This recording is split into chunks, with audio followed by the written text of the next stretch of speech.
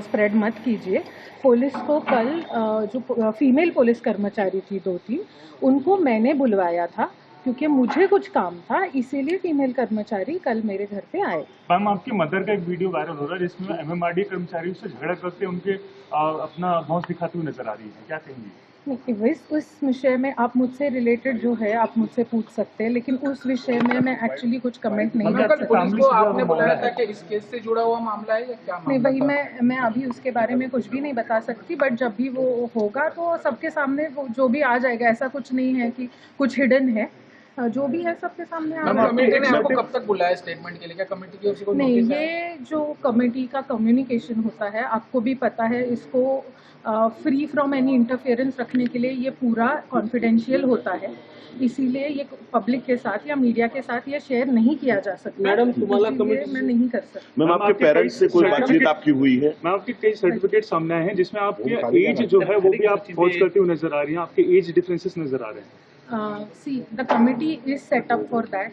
Whatever is there, whatever are the documents, whatever my submission is there, whatever the experts will decide, they will decide it. And I think we should wait for the decision of the committee and we should respect. 11 वेळा तुमचे वेगवेगळ्या नावाने तुमचे document दिले आणि तुम्ही exam दिली असं म्हणून आरोप आहे. तेच मी तुम्हाला म्हणते की कमिटी समोर आता जर तुम्ही म्हणताय तर कमिटी समोर येईलच ना ती गोष्ट. दररोज नवीन नवीन आरोप होत आहेत. दररोज नवीन नवीन फेक गोष्टी समोर येत आहेत. तेच मी तुम्हाला तुम्हाला सांगते की फेक न्यूज याच्या मागे कोणी प्लॅन नाही का कोणाचा, असं वाटतं का तुम्हाला? असं वाटतं का? कारण की अनेक वेळा तुमच्या संबंधितच विषय असे बाहेर निघत येते.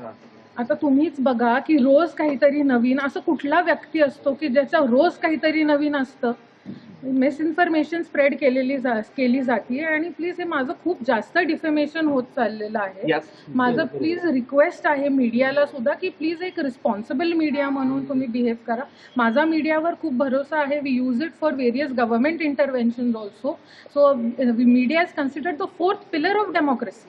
जेव्हा असं असताना माझी मीडियाला पण रिक्वेस्ट आहे की प्लीज तुम्हाला जी काही इन्फॉर्मेशन मिळेल ती तुम्ही प्लीज मिसइन्फॉर्मेशन म्हणून स्प्रेड करू नका. लेकिन मैम, कोई कंफर्मेशन तो करेगा?